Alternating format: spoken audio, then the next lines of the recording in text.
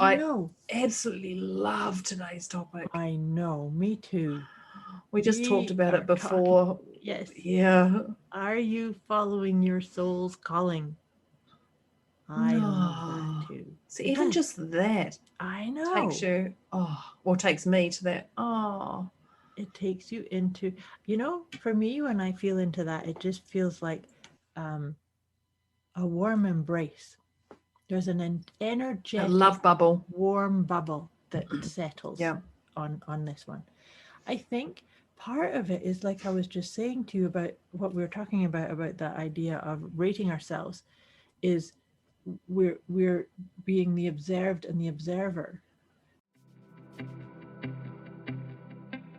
Debz is a stressologist. She will stretch your mindset to think bigger than you've ever thought before, with follow-through techniques that are realistic and achievable to blow any fear out of your mind. Moira is a mindset cultivator. She will help you align your personal trinity of self-trust, inner awareness, and self-confidence so that you discover and share your unique gifts and purpose. Together, their goal with these conversations is to share how our inclinations do not always work in our best interest and to provide the knowledge to leverage the gifts that already exist within each one of us. Their desire is to help you learn how to access the habits and behaviors that will lead to positive change and your best quality of life. Welcome to your deliciously motivated mindset.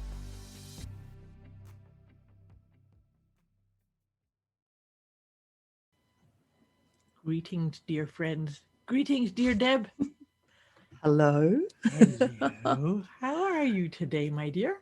Oh, I'm just a bunch of fluffies. I'm a 3. Oh, Okay. Okay, I'll let you carry on. I'm a jumping 3 right right in, now. right in there, right in there. Welcome, dear listeners. Here we are with another episode of our Deliciously Motivated Mindset podcast, where we hope that we don't hope, we know We our trust. intention, we trust that our conversations help inspire you, uplift you, shift you from where you are to where you wish to be. And before we get into our topic for today, and I'm really looking forward to this conversation because this is part of the work that I do is helping people align with the truth of their soul's calling. But before we get into it, we like to just pause and Deb's already jumped in and told us where she's at. We like to rate ourselves on a scale of 0 to 10. And 0 is where you're really blissed out, you're at zen, you're feeling totally present, nothing's, you know, throwing you off either up or down.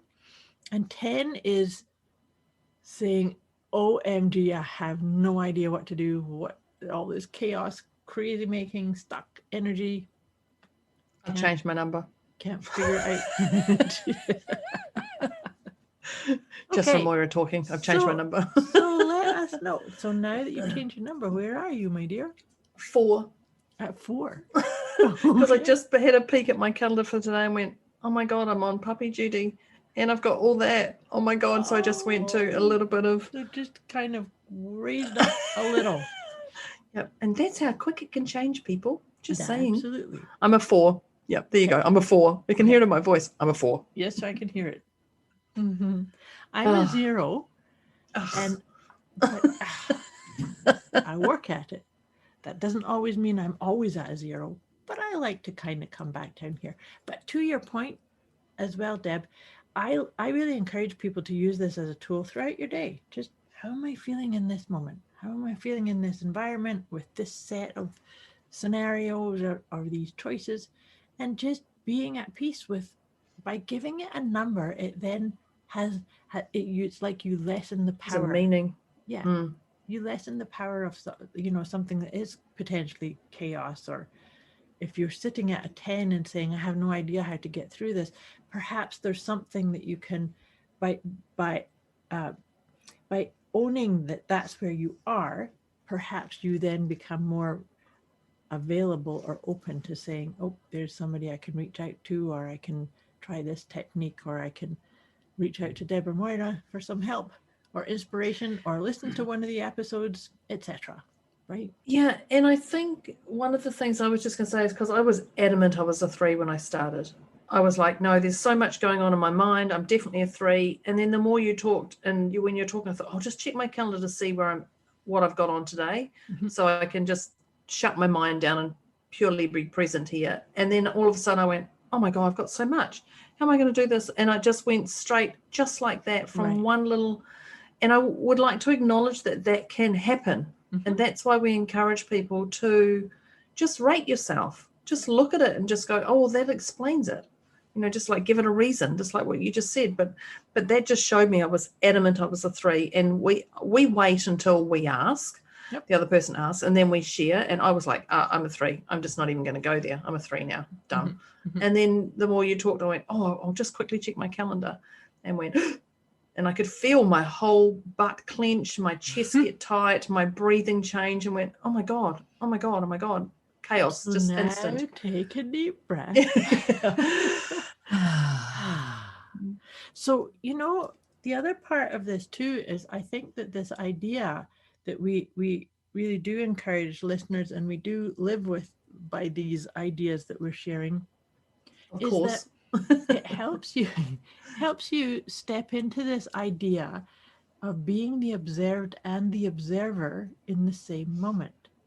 And so what you just shared, Deb, was a brilliant example of that, of you rating yourself, observing that, and then having a little bit of a different, maybe a more expanded look at where am I at, what's going on in my day, and it was a bit higher on the scale.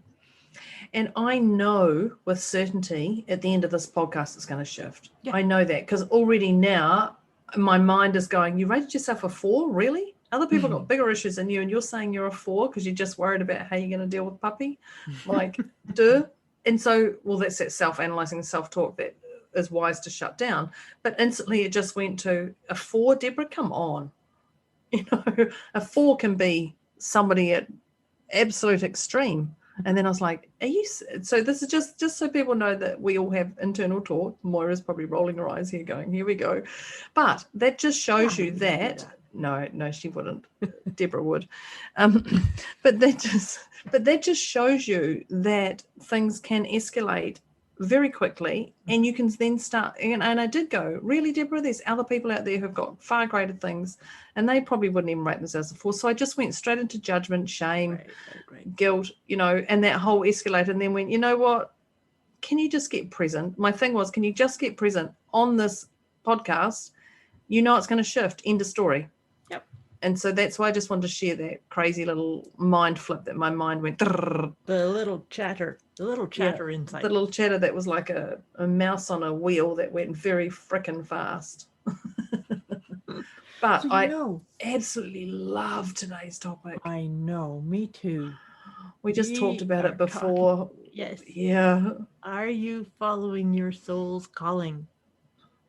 I love that too. So even just that, I know, takes you, or takes me to that. It takes you into, for me, when I feel into that, it just feels like a warm embrace. There's an energetic, a love bubble, warm bubble that settles on this one.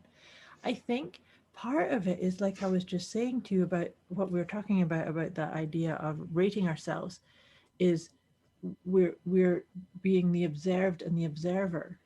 So our soul is the animating force for our life experience. So how often do you pause? Doing that hand over your heart thing that we often talk about here is a beautiful way to just see, is this part of my soul's mission? Is this decision, this opportunity, this direction, this idea, these thoughts? And you'll notice, listeners, that at the start when I was saying this, Moira went, and just breathe. Now we're all breathing, just for the record, we're all clearly breathing, but it was just ground yourself and breathe and feel that breath. And that is just one of the beautiful things of healing and allowing you to be. Yeah. Is that. And then Like just breathing is part of your soul's calling because it's important for you. Well, it's because when we anchor into the breath is the life force, right? This is us being the conduit of life force, but it also allows us to step into the presence of we are spiritual beings having this human experience. There's chaos and ups and downs and crazy making stuff, but it's a part of the experience. Our soul's calling has put us here to experience all aspects. And so for some people, they may find that following their soul's calling will be a bit of an up and down and bumpy ride. But when we can relax and get into that sense that we were just talking about that warm embrace, it's like, no, this is part of my journey. This is part of my soul's mission. What I'm here to experience. I think that the big word that when you're talking now is just trust. Yes. And the trust is, it's not just a word trust. There's trust in the universe. There's trust in yourself. There's trust in others. And then there's trust in unknown. Like, what else do I need to trust? Like, but when you think about, are you following your soul's calling, it's trust that you're, John DeMartini, it's on the way, not in the way. Yeah. And it's just having that. Yeah, just that just allows you to go, I trust it. No matter what's being dealt with me, is that. And when we think about our soul's calling, I talked to a client recently. I'm sure we actually talked about this recently. I don't know. Is you're actually always on. You're always doing the same stuff all the way through. So I was a PA prior to, stress and conflict resolver, prior to a global stressologist. But I was, I'd hear a problem and I'd strategize and I'd resolve it. And so I went from people's minds to, okay, we need to move house. What do we need to do, to those strategies, to unresolving. So I was always a fixer of some sort.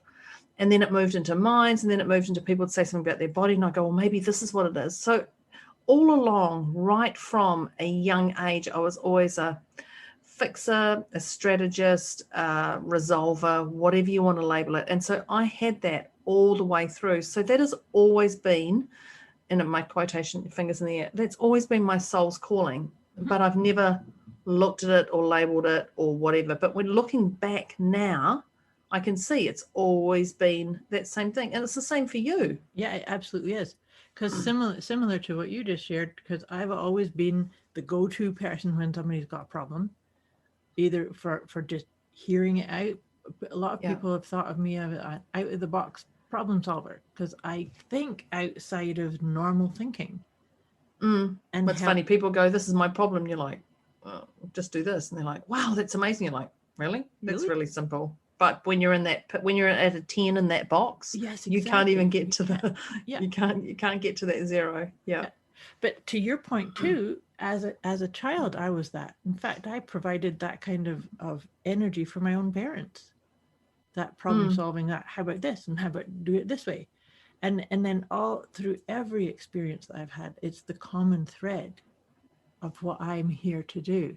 And I like what you said, that, sometimes I'm doing it with physical therapies or energy healings or tweaking your, helping you get in touch with your intuition or helping you find out what your true gifts and your shadows. We talked about this not so long ago too, about one of the things that I think is so important, and it is said that our power is in our shadow. But we like you were saying about the, really, Deb, you're at a 4? How about this? How about this? And it was running as fast as it bloody could. But, it's like this, to me, the idea of our soul's calling is it's uniquely yours. So, I've had people say this to me over the years too, is like, oh, Moira, you're so lucky because you're obviously following your soul's calling. You're following your purpose. You figured it out. And I'm like, yeah, so are you. You just haven't connected the dots or seen the theme that's driving you throughout your whole life, right? Yeah, and I put a post up on my personal Facebook page or my profile. What's the difference? Personal Facebook, like me, not me, Your business me. page or your Facebook? Yeah, my personal page. Yeah, right. And it was about a woman. I'm actually just going to quickly look at what her name is. Well, I'll look at her name at the end of this. And it said, so she was getting told off. She was in a classroom and she was getting constantly told off for moving. And I'm actually just going to pull up her name because I actually want to credit her. So one of the beautiful things is she constantly got told off for moving. And in fact, what I could probably do is when we do it. So Gillian is a 7-year-old girl who cannot sit in school. She continually gets up, gets distracted, flies with thoughts and doesn't follow lessons. And so she was constantly being punished. Now, somebody came in and said, we need to watch her. So they put her in a room with mirrors and they watched her, and then they put on music and she danced. And she just danced and danced and danced. And so the teacher or the person said, take her to a dance lesson and get her moving. Yeah. Get her moving. Yeah. And so this is in 1981. So she owned her own dance academy, but when she did her first lesson, she came home and told her mum, everyone is like me. No one can sit there. And her name is Gillian Lynn, Lynne, and she became the choreographer of the musical Cats. Oh, wow. What a beautiful story. I loved hearing that because she wasn't different. No. They tried to put her into a box of you need to sit at school and you need to listen to this and for someone who moves, like that's insane. So the moment someone recognized her talents, her creativity, and then gave her that edge to keep going, that's what she focus it into. Yeah. Absolutely. So she was 8. I think it said she was 8. It was just 7-year-old. She couldn't sit in school and she was getting punished. And I love that someone saw that, and thank goodness they did. I know. And look what came from that. And so that is definitely her soul's calling. Like when you look at that. Now, I'm not saying your soul's calling is to be a choreographer for Cats or anything like that. But as a young child, our soul's calling is always there. It's there guiding us. What is it we love to do? What is it we love to do? You know, like if you go back to what is it you would love to do when you're a child, one of the things I loved to do was be a private investigator or a policewoman. And so that's it. So that's resolving other people's problems. Right from that's what I want to do till I realize there's too many drugs around and someone's going to try and take me on as much as I can probably take them on. I don't really want to, but that was one of the things. So as a child, what is it that we wanted to do? Yeah. And is that something we're doing now in a sort of way? But she wanted to move. And I love that was part of Gillian Lynn. I love that she was the choreographer because somebody found her skill at a young age and said, do more of it. And that's what we want. Do more of what lights you up, what gives you joy, what gives you that purple glitter that's coming to you, in your snow globe. What is it? Do more of that. And I love that. Absolutely. But, there's a couple of things in there, in a couple of nuggets in there to hold on to, because sometimes I find that sometimes people do take a wee bit of time to discover that, or to unpack the conditioning of their upbringing, for instance. Think of the people who didn't have that, the discovery of what it was that was good for them. The key piece is that your soul's calling is still being met. It's sometimes met in functional and dysfunctional ways, right? Yeah. The shadow and the gift happening, and not too. necessarily the way that you thought it was. Exactly. Yeah. So the other part about this too is that I firmly believe that every single situation that we have encountered or experienced or gone through in our life, we have the resilience, the capacity, the capability to get through it. But sometimes, and this is the key piece that's really important, is sometimes you don't know that. Sometimes you can't say, I don't know what the solution is, or what the next chapter is, or what my best option is. But if you keep taking the next step. I don't know what the ultimate outcome is going to be here, but I know I can do this step. And I trust, this is back to your thing about the trust. I trust that as I am in motion, taking maybe tiny incremental baby steps towards something, then at some point it will open up and I'll say, oh, there it's done, or it's resolved, or I get it. I understand what the point of that experience or that lesson was, right? Yeah, but when you're in desperation, like, what is my purpose? What am I supposed to be doing? When you're in desperation, I just want to let people know you will never. You won't. Nope. Ever. Absolutely not. Nah, Zilda, will never find it. And even if you go to somebody and you're in desperation, you will still not find it, because you've got to calm yourself down and get present before we can even start unchipping. So we've got to chip away that massive ice block before you to get to your golden nugget. We've got to deal with all the stuff until you're present and you are breathing, like you told me at the start. You are breathing and you can just feel, and it comes to you so quickly. It comes to you so quickly. And often when it comes to you, you're like, oh, that's too quick. Okay, it must be something else. And then you go and you keep analyzing and analyzing. But that calling is already there. That calling's already there. It's already there. And don't you agree that the insight or the wisdom of it is an inside job? It's within you. It's not that like someone else needs to tell you what to do. Exactly. Because when you're describing a person that says, what is it? What's my purpose? Tell me. And let's say let's say I turned around and said, well, you're here.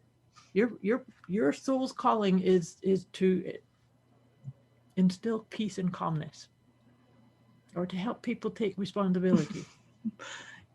And to be a mother forever. That's all you've got to do. Be like, what? I didn't even want children. I don't want to do that. But here's the thing: is that for that person, they probably wouldn't recognize it or be open to it, even if that was the truth, because you have to discover it within you.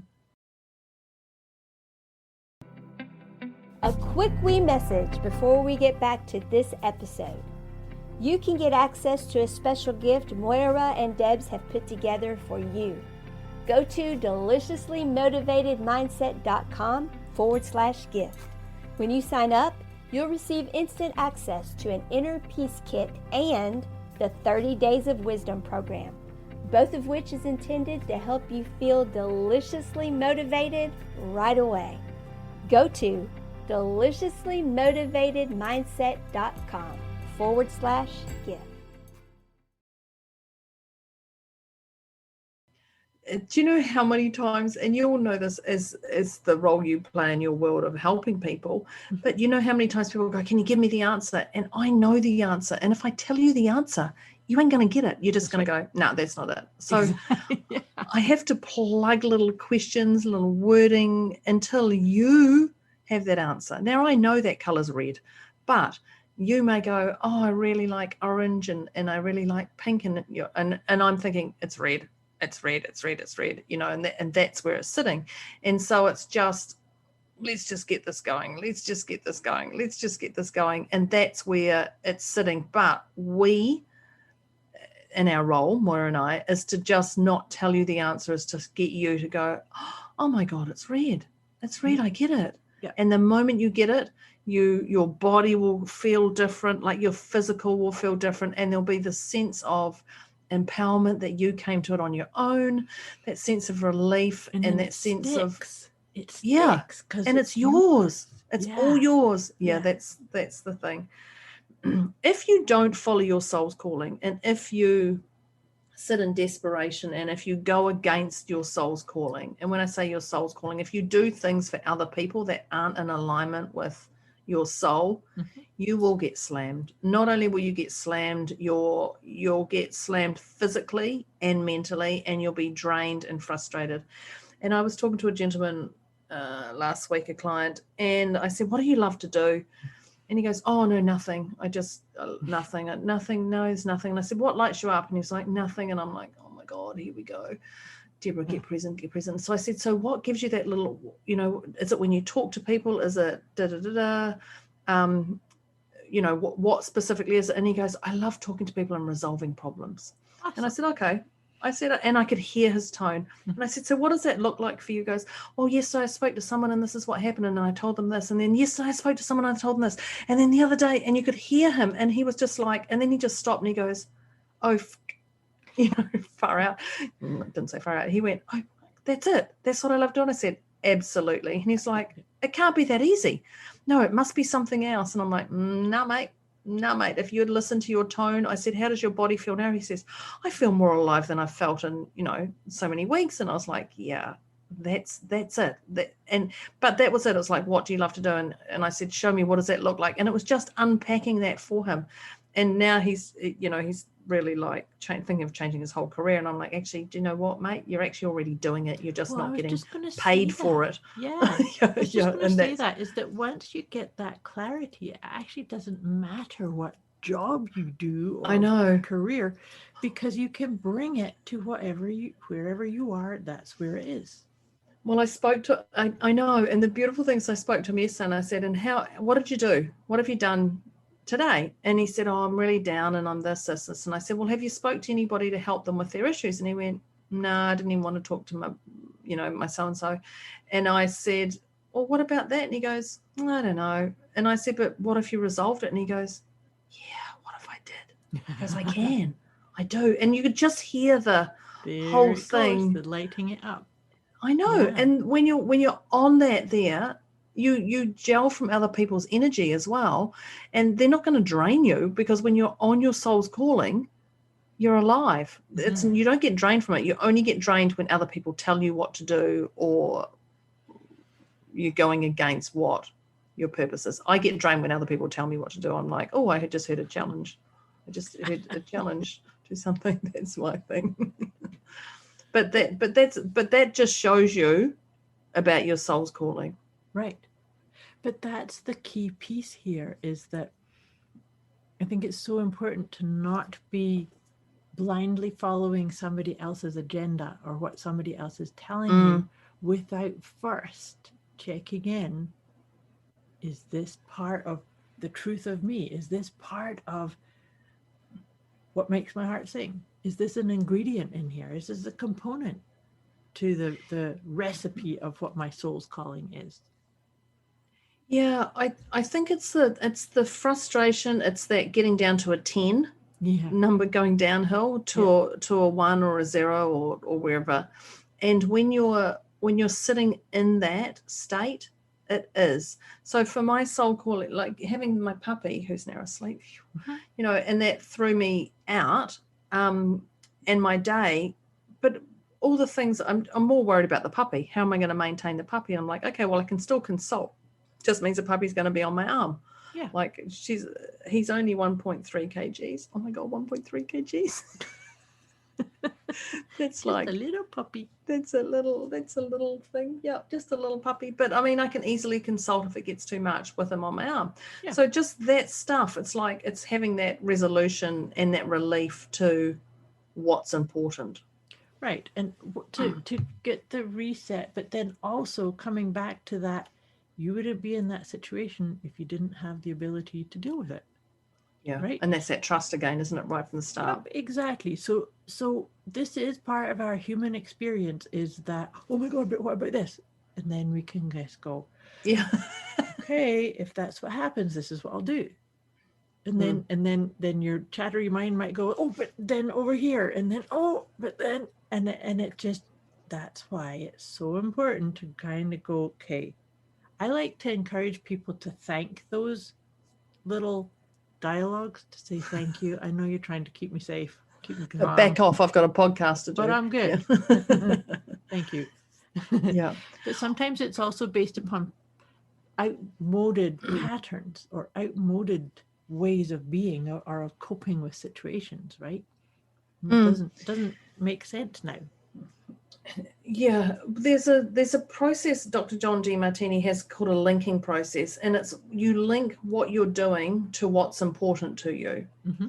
So if you are doing the cleaning, of the house, I'm just going straight to something that to me is mundane. If you're cleaning the house and you don't want to clean the house, Right. and you would rather be talking to a client, Deborah, so then or learning or whatever, you go, how cleaning the house is going to help me talk to a client or help me learn or something, or whatever it is. And the more links you do, you may only need to do 5, you may do 10, 20, as many as you want.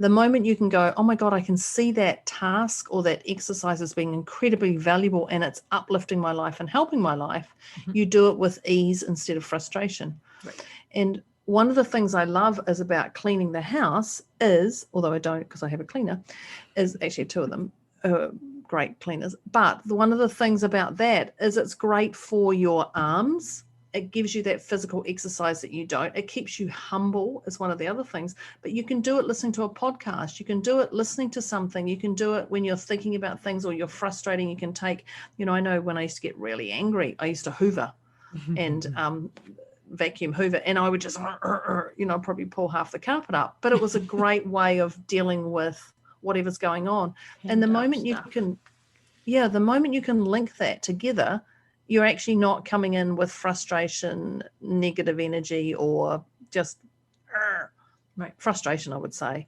And it can just go, okay, this is actually another version of it being on the way, not in the way.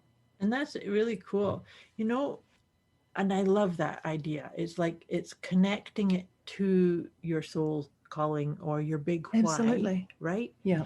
But what came to mind as you were describing that was many years ago, I've had quite a few burnouts in my adult life just because I'm a doer. I'm going to hustle and take on big projects and work hard. And so one of them, I got myself to the point where it was really hard for me to take time off, or particularly take a day off, or go for a massage even, or just do, self-care things that I needed. And to your point, you mean just stand outside and just breathe? Yeah, there's that. Because that's Because sometimes that's all it needs. Yeah. So to your point about the linking, was I realized that the more of these types of things that I did for myself, like taking a day off, or going for a walk in the woods, or going for a massage, I actually was doing it for other people's benefit too. Yes, I'm looking after me, but I'm looking after me because I am the one who is being of service. I can be of service to so many more people with greater ease and flow. And it's all by just linking all of that together that it stopped becoming a thing that, oh my God, I have to find time in my calendar for this, right? I think we don't realize that you must rest. Yeah. And I've learned that over the years, because if you don't rest, the universe will make you rest. Oh, yes, it will. Or the universe or the God or whoever you want to label it, whatever, the greater good of your soul's calling is going to make you stop if you don't do that. If you don't go to bed, if you don't eat, if you don't drink, if you don't just rest, just take a moment to pause, you will be slammed so much that you have to, because your intuition's telling you to do stuff and you're going against your soul's calling. That's and right. So all it does is this constantly just bringing you back to what it is, until you can actually listen to your body, until you can listen to your soul, until you can listen to your guidance and read those things. And I don't know if I would have been open to all this stuff when I was younger. It was probably around me and I was like, whatever. But now I can see it and I'm like, why would I not want to rest? Absolutely. Why would I not? And I have no guilt. People just go, like I have no problem in an afternoon if I just want to take an hour out and do something or whatever. Like I have no problem doing it. I don't care how busy I am, because I'm going to be busy, but I'm not going to be present in that task. Whereas I know if I have a rest, I can go back and I can do it in 10 minutes instead of just staring at it being diversion. Any distraction I can take on is going to take me an hour. But if I actually have a rest and come back, I can get it done. I know. And that's something else that I had proven to myself was that the old, I'd say, but this is like 10 to 20 years ago, where I was, I said I have these tasks to do. I have to push through it. I'm tired. You do. No, but You keep think doing that. it. You do think that, yeah. But the big thing here is the whole piece to keep coming back from our soul's calling, regardless of what flavor or unique gifts we've got. We're beings. We're not doings. So all of this stuff of, oh my God, I have to take care of this task and I have to get all these projects on the go.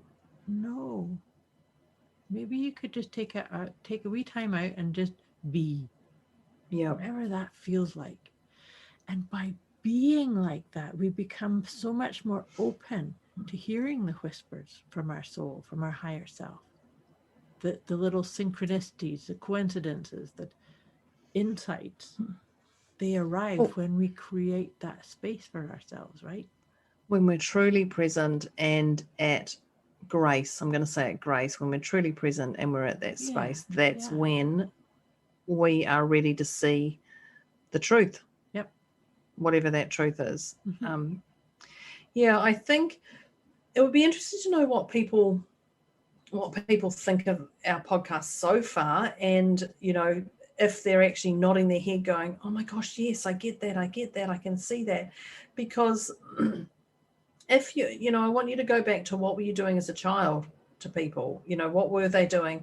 That was their thing, not what other people think. My daughter was in sport, quite a prominent sport, water polo, and people were just like, oh, there's parents living vicariously through their children, that whole thing. And I was like, yeah, I was a water polo player. Yes, I was a bloody good water polo player, but this is her thing. She chose water polo. I mean, it came to her at school and she said, I'd like to do this. Not me saying I was a water polo player, would you like to do it? And I think that's our thing as parents or as aunties or mentors, that we don't push people into things that we think is going to be good for them. We definitely want to, because we want to protect them, but if we can just guide them to go, what lights you up, what makes you fun. And Sophie did hockey, netball and water polo, and water polo was the last one. Like, she did hockey from age 5. Netball was age 7, I think, or age 8, and water polo was in the later years. And she chose water polo because when you get to a certain age, she had, in her mind, she had to choose one sport over the other because all the trainings were clashing, and she had to choose one. And she chose water polo, not the one that she'd been playing since she was 5 and loved playing, but she chose that one because that was one that lit her up. Now, I'm incredibly grateful for water polo because it meant I got to watch sport inside a pool. And it was all year round. So winter I could still go down in my skirts and T-shirts and not have to have my puffer jacket and stand in the rain and watch anything yucky. But it was that. And I think it was important for her to do what's important for her, not for me being the mentor or the parent to go do this. The amount of people I hear who are training to be doctors because they're both parents are doctors. You need to be a doctor. No, you need to do what's right for you. That in some religious families is incredibly hard to go against the parents' wishes. The upbringing of it, absolutely. But that's such an important part. It's so important as a mentor or a parent or any kind of nurturing role. Is no agenda other than the only piece of an agenda is to see the best for that person, whatever that means, right? Well, we all have our own stories that we've held on to from the past. Like, don't go and do that because, it's an industry that's going to be very hard for you because I tried there and I failed and I don't want you to go do that. No, If they want to do it, they're a different person to you. And I think that's a whole new podcast. Absolutely. We'll go down that one. Actually, that's listening to others or not listening to others. Listen, there's a great one. Moira, you can make a note of that. But there is that whole helicopter parenting. And I say parenting because it doesn't necessarily mean a parent, but it can be a mentor who tells you what to do. How many times do you read people who are amazing singers and the teachers have given them their report card says talks too much in class, needs to be quiet, always a character, needs to concentrate more on studying. And, we'll look at that lovely story that I told at the start, and it's those ones who are actually what we say to others is really important. So it's about you following your calling, not what other people are dictating to you. And trust that the answer is in you. So even if it means you can listen to other people's opinions or ideas or agendas of what they would like for you, and you can take that on, because maybe some of that is being attracted by your soul that you need to hear, but you must really allow yourself the space and the trust and the time to say the answer's in me, and I'll recognize it. What lights your heart up? That's actually one of the best questions to ask, right? What makes your heart sing? What lights you up? What brings you joy? And you can ask Moira, and one of the things, if you asked her to put a colour in, she'd say purple. Of course she would. That's a given. She'd say purple. But it is great. Well, look, we're going to reluctantly wrap this up. But I would like to thank the listeners first for listening to this, and do give us some feedback on this. If you don't want to do it publicly, then share in a private let us know, because this is a real beautiful one that's definitely gone down a lot of funnels, really, to have this conversation. Of it, for sure. Yeah. So Moira, you were, what were you? I was a 0. Oh, you're a 0. Look at me. Because I didn't write it down today. That's all. That's okay. Well, because you were at 4, so you had other things on the go. Oh my God, I'm so a 0 as well. My little puppy's sleeping, and I have no problem with my day. So we're both. Well, Moira stayed at a 0. That's a relief. She didn't bump down, but it's okay if you do bump back. And I'm at a 0, and my little puppy Finn is definitely at a 0 because he's sleeping and not moving. So I'm going to say that he's a 0 too. I would say so. So let us know what numbers you are, people. We would really appreciate that. And thank you for joining us today on this deliciously motivated mindset conversation, because I think I'd say this is an interesting one, or it's a goodie each time, but I do think this has been a goodie for what we've just had today. So thank you, everybody, for coming on. We appreciate it. Thank you, Moira, for your words of wisdom.